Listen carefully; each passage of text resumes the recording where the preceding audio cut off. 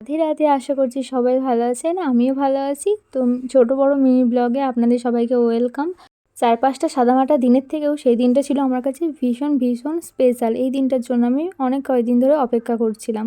তো ফাইনালি সেই দিনটা চলে এলো। আমি ভোর 5টার সময় সেই দিন কিন্তু উঠে পড়েছিলাম। তারপরে শিউলি ফুল তুলে নিয়ে টুকটাক খেয়ে নিয়ে কিছু ট্রেনে আমি চলে এসেছিলাম। ট্রেন ধরবো বলে রওনা দিয়েছিলাম পান্ডুয়া স্টেশনে। তো দেখো পান্ডুয়া স্টেশন থেকে বঁইচি যাচ্ছি আমি। তো দেখতেই পাবে তোমরা। তো প্রচুর কিন্তু ভিড় ছিল সেই দিন ট্রেনে। আর আমি চলে এসেছি এখানে গুটি গুটি পায়ে মেকআপ আর্টিস্টের বাড়ি। তো আমাকে এসে কিন্তু মেহেন্দি করে দিয়েছে ও। আর এখানে আমরা এসেই কিন্তু বেস মেকআপ স্টার্টও হয়ে গেছে। লেট করেনি, তাড়াতাড়ি সব কিছু শুরু করে দিয়েছিল ও। আর ভীষণই মিষ্টি একটা মেয়ে ও। তো দেখতেই পাবে পরে ব্লগে আরও আগে গিয়ে। তো দেখো আমার কিন্তু বেস মেকআপ এখানে স্টার্ট করে দিয়েছে, আর আমরা দুজনে গল্প করছিলাম, সেসব কথা তোমাদের নাই বা শোনালাম। ভিডিওটা দেখতে থাকো। আর ওকে একদম সামনে থেকে আমার দেখে মনেই হয়নি যে প্রথম দিন আমরা কথা বলছি। এর আগেও কিন্তু হোয়াটসঅ্যাপে আমরা কথা বলতাম। তো দেখো প্রচণ্ড গল্প করছি এখানে, বকবক বকবক শুরু করে দিয়েছি। আর ভিডিওটা পোস্ট করতে একটু লেটই করলাম, কারণ এখনই আমার প্ল্যান ছিল যে ভিডিওটা পোস্ট করব। প্রথম দিন প্রথম অনেক কিছু অভিজ্ঞতা হলো জীবনে, ফার্স্ট কিছু কাজের মধ্যে দিয়ে।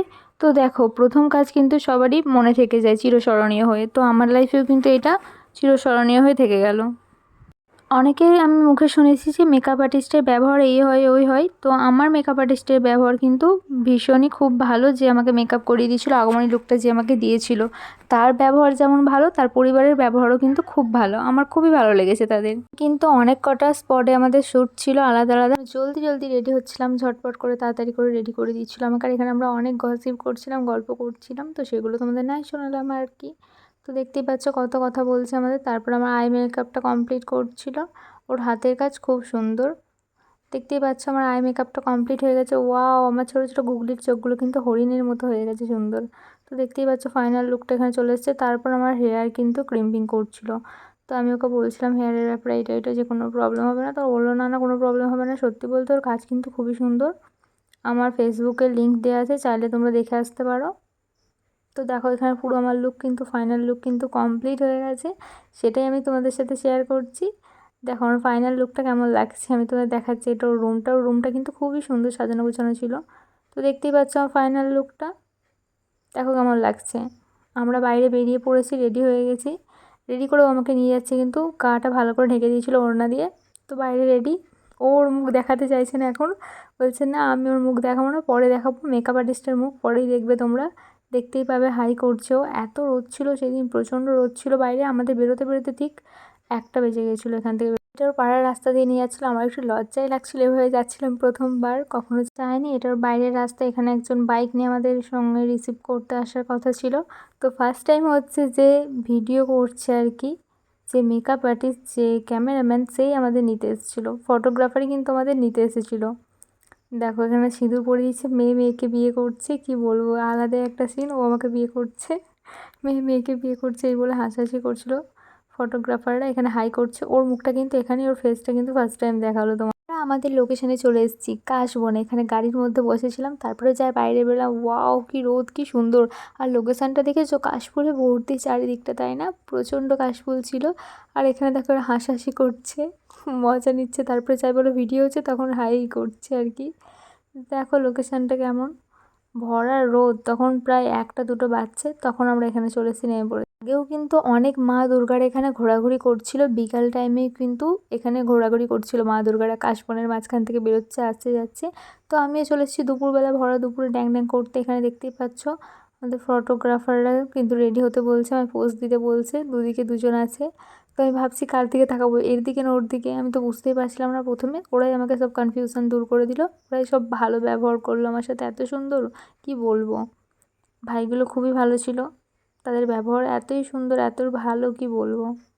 যে কোনো জিনিস সুন্দর করে ফুটিয়ে তুলতে গেলে কিন্তু, একটা মুভি বলো, যে কোনো একটা শর্টস বলো, কিন্তু যে কোনো জিনিস বলো না কারণ, একটা পুরোপুরি ফুটিয়ে তুলতে গেলে কিন্তু সবাইকে সাপোর্ট করতে হয়, সবাইকে সেম পরিশ্রম করতে হয় জিনিসটার মধ্যে, তবে সেই জিনিসটা কিন্তু সুন্দর আছে।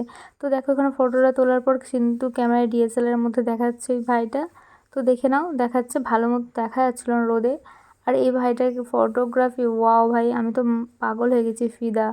এদের এত সুন্দর ব্যবহার, তারপরে এত সুন্দর ভালো ফটো তোলে। আর এভাবে আমি দেখাচ্ছি যে এইভাবে রোদটা আমার মুখে পড়ছে না, ইট ছুঁড়ে মারছে। হাই করছে, বলছে হাই করে দাও সুপি, আমি হাই করলাম।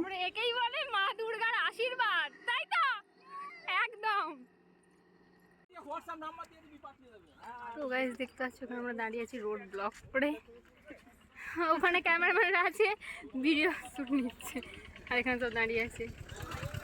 কি অবস্থা, পাবলিক রিয়াকশন দেবে।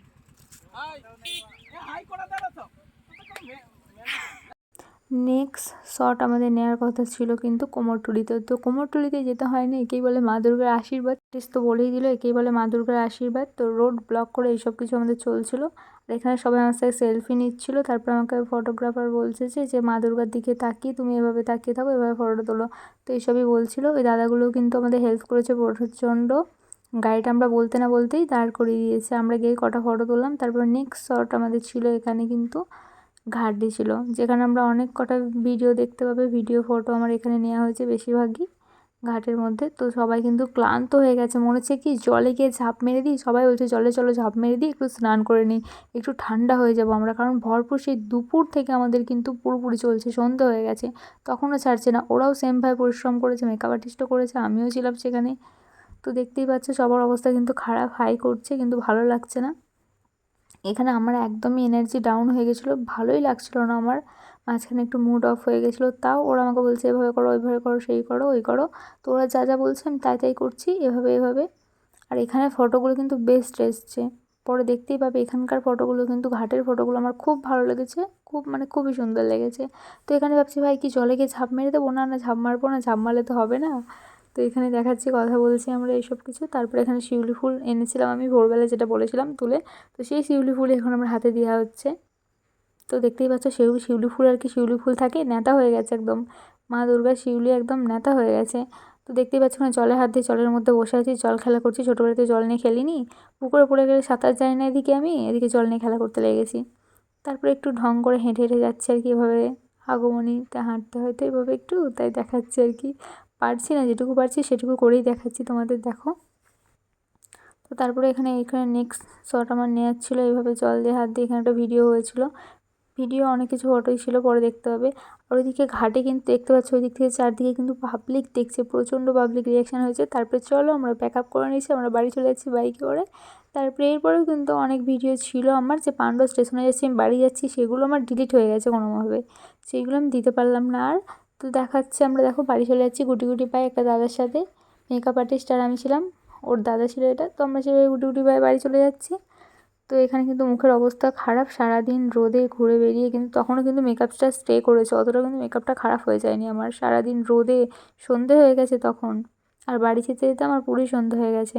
এই পর্যন্তই আমার গন্তব্য ছিল। তো আমি গুটি গুটি হয়ে বাড়ি চলে যাই, আর তোমরা চ্যানেলটাকে লাইক শেয়ার সাবস্ক্রাইব করতে ভুলো না বন্ধুরা।